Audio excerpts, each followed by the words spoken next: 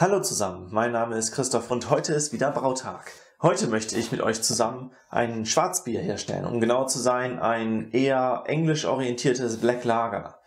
Das Rezept habe ich diesmal mir selber überlegt, und zwar habe ich schon länger, wenn ich untergärig braue, auch mal versucht mit Röstmalz zu brauen.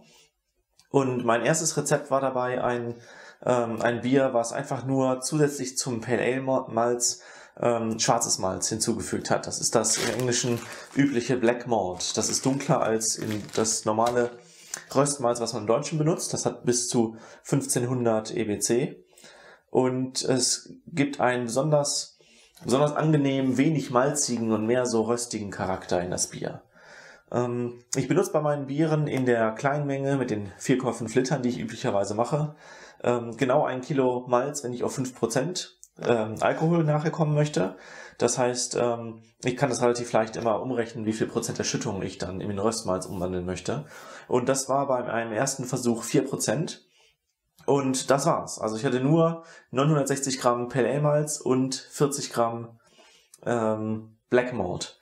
Und das Bier, was da rauskam, war wirklich ausgezeichnet, ganz schlank und hatte nur diesen dunklen, schokoladig, röstigen Beigeschmack, und sonst war das herrlich zum Wegbechern, also überhaupt nicht schwer, süß, karamellig oder irgend sowas in der Art.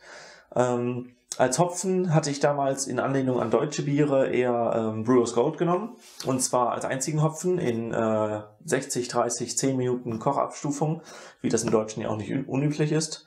Und das war ein echt angenehmes Bier, das fand ich sehr, sehr super. Beim letzten Mal habe ich dann Münchner Malz hinzugefügt, und zwar zu 16%. Dann war ich bei 800 Gramm Pale Ale Malz, 160 Gramm Münchner Malz und 40 Gramm Black Malt. Und das war vom Geschmack schon was anders, denn das Münchner Malz fügt dem Ganzen noch eine deutliche Komplexität hinzu. Da hat man Aromen von gebrannten Mandeln, von brotigem Charakter, solche Sachen da drin. Das merkt man nicht deutlich bei 16%, aber es ist gerade bemerkbar. Und es bewirkt, dass das Bier dann eher zu etwas wird, was man genießen muss. Da kann man nicht einfach 2, 3 Gläser von trinken, also 2, 3 Flaschen, halber Liter. Ich trinke ja selten viel, aber bei solchen Bieren fällt man dann auf, ne? Auch wenn man Schwarzbier im Laden kauft in Deutschland, dann sind die immer entweder sehr karamellig oder auf eine andere Art und Weise so schwer und intensiv, dass man die eher genießen sollte, als dass man da viel von trinken kann. Da habe ich allerdings schon angefangen, bei meinem zweiten Schwarzbier das Ganze ein bisschen englischer zu gestalten, indem ich als Hopfen für die letzten 10 Minuten Bramling Cross hinzugefügt habe. Den Hopfen habe ich mal gekauft als Bitterhopfen, so wird er nämlich traditionell in England verwendet, und Bramling Cross bietet eine recht neutrale, angenehme Bittere. Hat aber nur um die 6% Alphasäuren, weswegen der so ein bisschen aus der Mode gekommen ist und wird jetzt als Aromahopfen wiederentdeckt. Als Aromahopfen steht zumindest im Internet und in verschiedenen Büchern, soll er einen Johannisbeercharakter und einen Brombeercharakter liefern. Das habe ich mehrfach versucht, indem ich in Biere, die für mich normale Menge, nämlich so 2 Gramm für die 4,5 Liter Bier, in den letzten 10 Minuten oder auch nach dem Kochen als Kalthopfen hinzugefügt habe. Aber mit 2 Gramm für 4,5 Liter habe ich gar nichts geschmeckt. Und es war dann, bis ich ein Rezept gefunden habe. Und zwar habe ich zu meinem letzten Geburtstag hier das Buch The Perfect Pint bekommen, was echt klasse ist, wenn man schon ein bisschen fortgeschrittener bei den Hobbybrauern ist. Da sind nämlich sehr, sehr viel mehr Details als in so einem üblichen Einsteigerbuch drin. Und da ist ein Rezept für, ich glaube, es war ein Porter gewesen mit Bramling Cross, und da stand drin, man soll 8 Gramm für 4,5 Liter verwenden. Also die 4-fache Menge von dem, was ich üblicherweise verwende. Und das habe ich gemacht, das ist jetzt 2 Monate her, das war vor Weihnachten. Und dann war es tatsächlich so, dass man bei dem Schwarzbier am Ende so einen leicht fruchtigen und mit der leichten Säure von dem Black Malt so einen Johannisbeerartigen Charakter erkennen konnte. Nicht im Geruch, so gar nicht, aber im Geschmack war der leicht vorhanden. Und deswegen mache ich heute die nächste Stufe. Die Malzschüttung bleibt genau gleich. Ich benutze wie immer meine untergärige Hefe von Imperial Yeast, die Harvest Lager, die ich für alle meine untergärigen Biere verwende und die einfach immer super ist. Also die ist neutral, die bringt die Aromen zur Geltung, die ich mir erhoffe. Wahrscheinlich ist sie nicht so hopfenbetont, deswegen könnte man, wenn man es jetzt auf die Johannisbeere anlegt, doch lieber zu einer IPA oder generell so einer Pale Ale Hefe greifen. Aber für untergärige Biere finde ich Harvest-Lager super.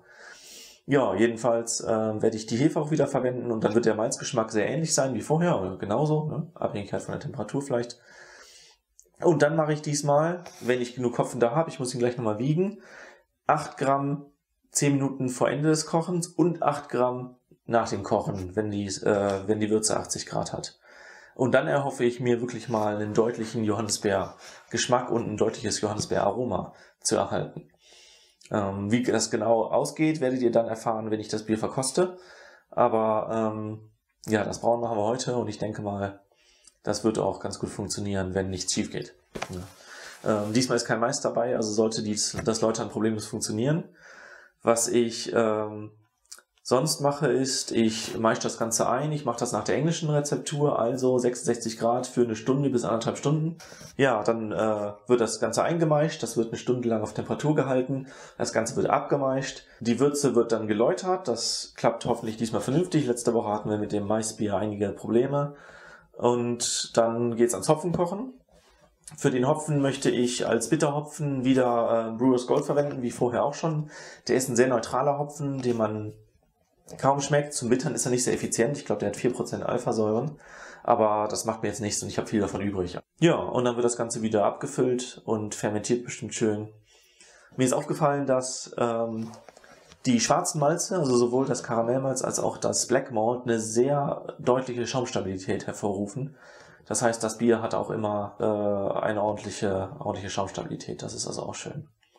Ja, und dann sehen wir uns beim nächsten Mal wieder. Wahrscheinlich, wenn es dann verkostet wird.